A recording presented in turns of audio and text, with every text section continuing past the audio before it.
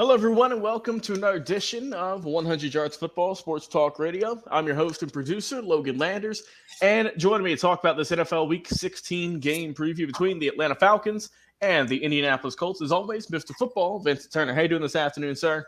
Hey, Logan, how you doing? Merry Christmas. Yes, sir. Merry Christmas. Of course, the holidays are coming up really quick. We hope all of you out there, our fans, have a safe travel and a wonderful merry time with your friends, family, and loved ones these holiday seasons.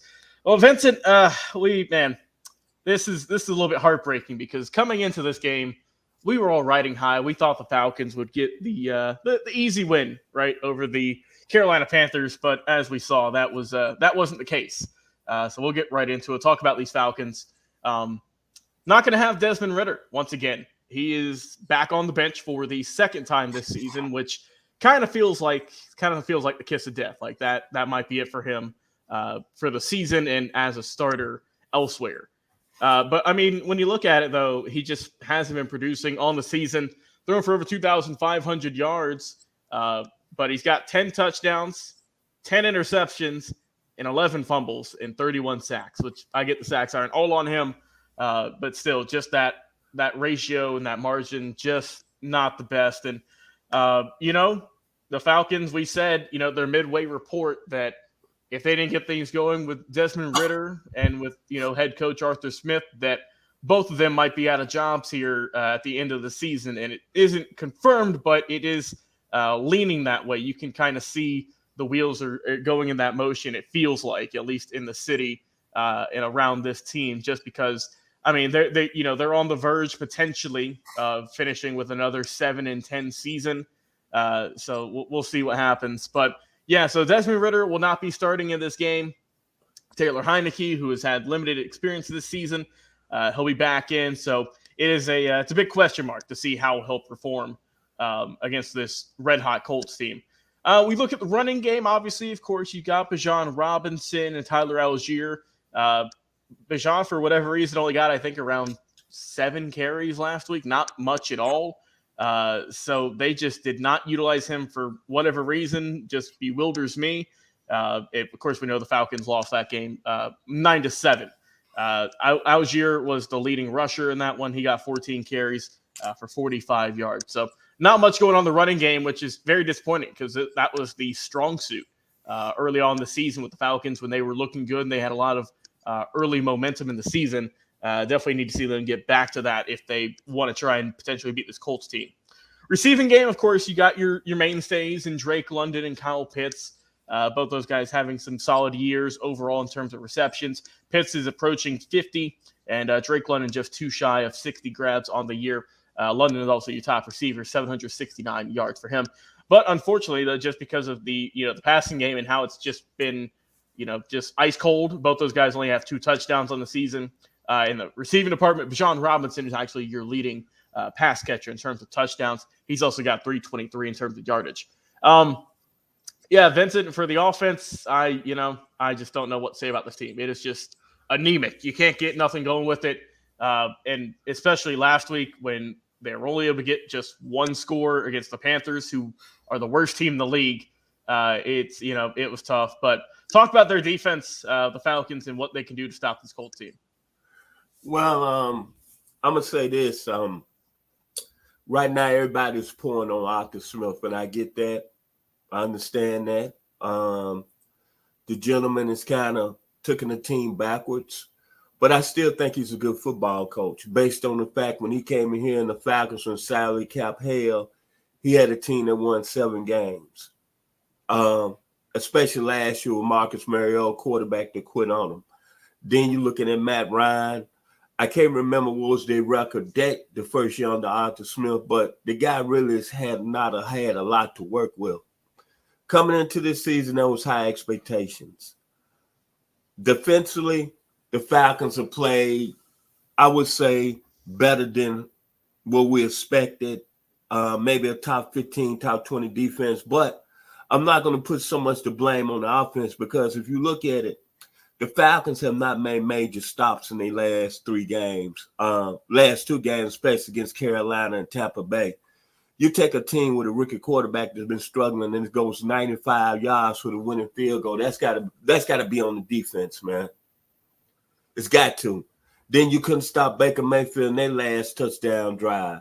So as much as we want to say the offense, and of course Arthur Smith and Desmond Ritter, the defense has got to take some heat under this point too. But I would say this. Arthur Smith is from my hometown. You know how much I love my hometown, Logan. Yes, sir. He's a FedEx guy. His father owns FedEx. It'd be easy for me to pile on. But I'm going to say this. On any level of football, when you go with the quarterback and he says your man and you're going to stick with him, he can either make you look good or he can get you fired. Mm-hmm. The one thing I would say that's positive today coming on 100 yards football, that the Falcons still have a chance to make the playoffs. They got Indianapolis coming in. You take one game at a time. This is their biggest football game of the year. I understand Arthur Smith. He had to make a move with Desmond Ritter and put him back on the bench because going into this game, I don't know what's going on over there at the Falcons Palace over there in Flowery Branch, but you don't want to lose your football team. Do I think they made an upgrade?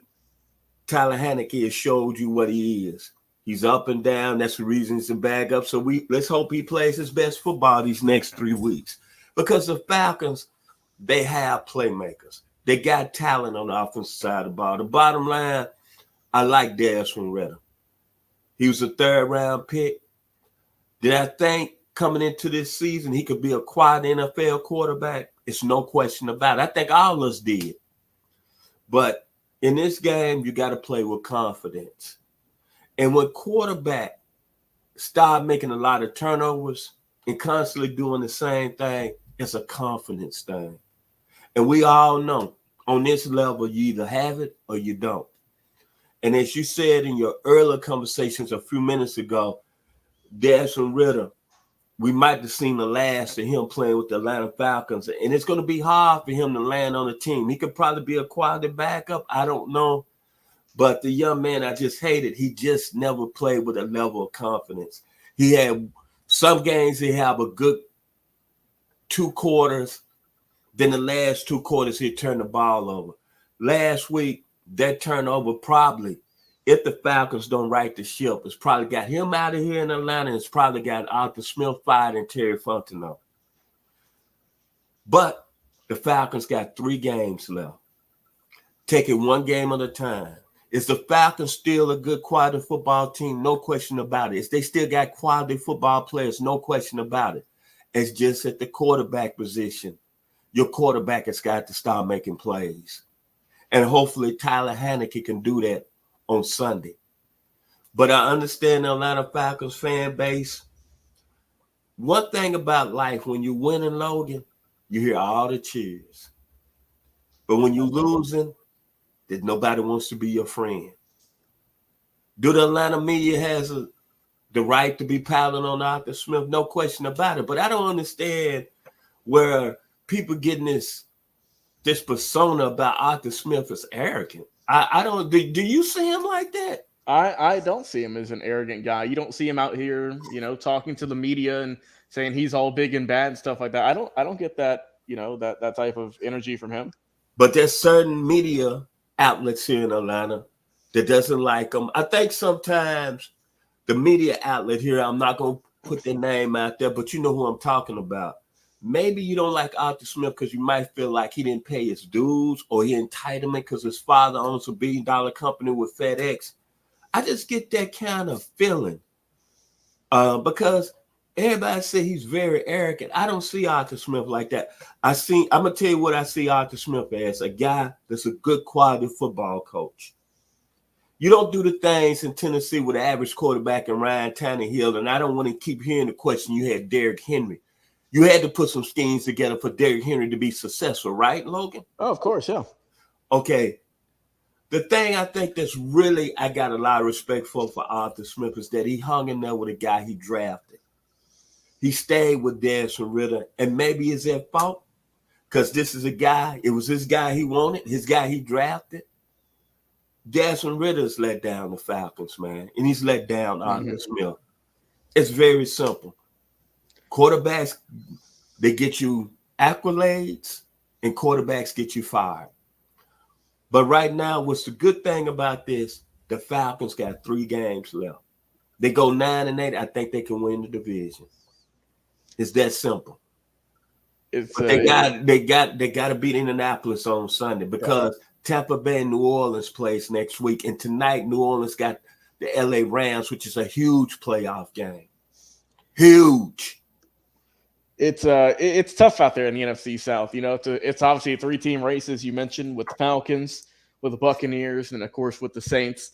And yeah, the Falcons need, obviously, I would say, you know, if they win out, that would be great. But they also need a little bit of help too with those other teams I just mentioned. Maybe, you know, falling off, as you mentioned, with tonight Saints. If they can get that loss, that would definitely help out.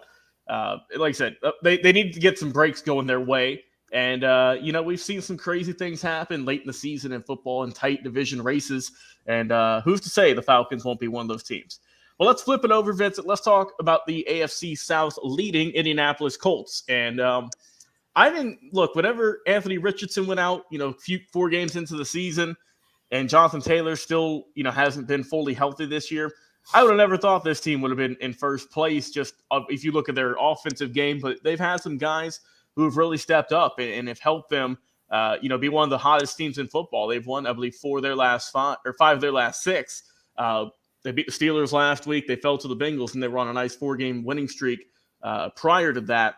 I mean, Gardner Minshew, we've seen he's a reliable quarterback in this league.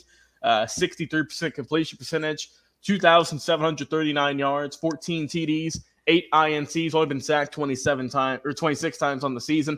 He's done a good job. He's kept them in the game, and they've been doing good work.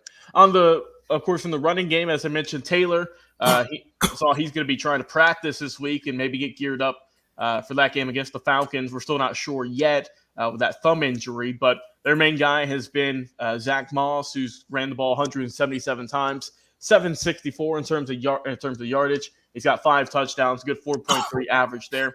But the real key factor is a guy who has really taken a big leap this year and is really starting to, I feel like, kind of break out.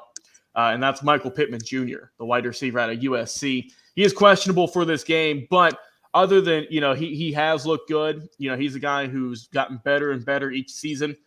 4 touchdowns for him on the year, 1,062 yards. He's closing in on 100 catches on the year as well. So he's really proven to be that guy out there in Indianapolis. And you have some really good players to help him out, some young talent out there, like Josh Downs, who was their pick this last year, 3rd-round pick. Alec Pierce, you got a few seasons ago. Kylan Granson, the tight end.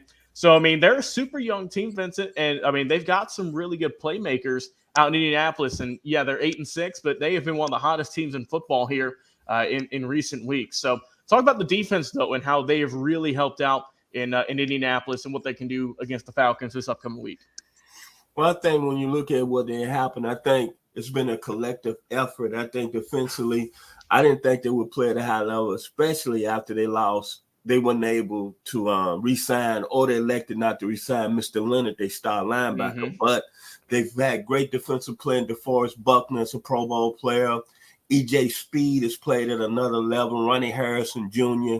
I think I've been very impressed with Kenny Moore in the secondary and Rodney Thomas playing the safety position.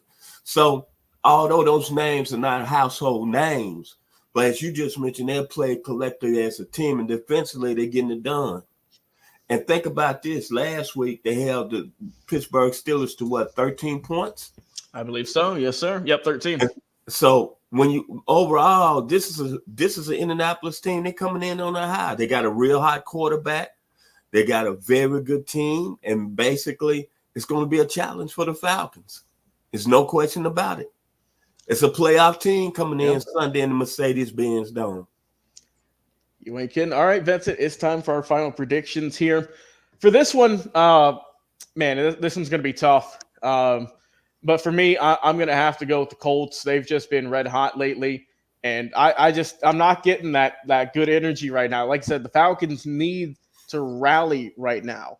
And it's got to be a team effort. They got to mimic, Vincent, what Indianapolis is doing. They got to band together as a team if they want to come together and get into the playoffs and finish with a decent record and not fall further below 500.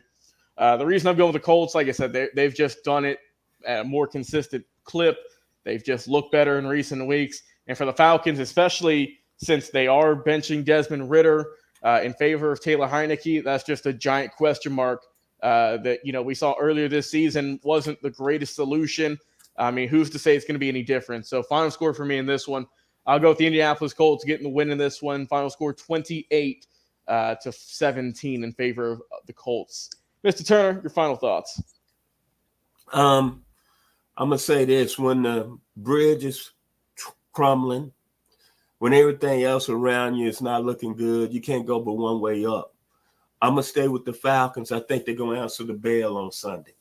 I'm not going to say how they're going to answer. I just think that you got a guy in Arthur Smith that's been here before. He's coaching the organization. The Tennessee Titans has had success. You look at the 2 years he's been the head coach here in Atlanta, he's done some good things. This year came with a lot of expectations. They have not cashed the bank in on expectations this year with Arthur Smith. I'm talking about the Atlanta Falcons. But you know what? I think we're going to see some out of this football team, and I think they're going to win a close game against the Indianapolis Colts 24-21. All right. We'll see what happens. Of course, we want to hear your comments, your thoughts on this game on Facebook and YouTube. We appreciate all of our fans for tuning in each and every single week. As always, Mr. Football, Vincent Turner, it's a pleasure talking some NFL action with you each and every single week. I'm your host, producer, Logan Landers. Guys, we'll talk to y'all on another live episode of 100.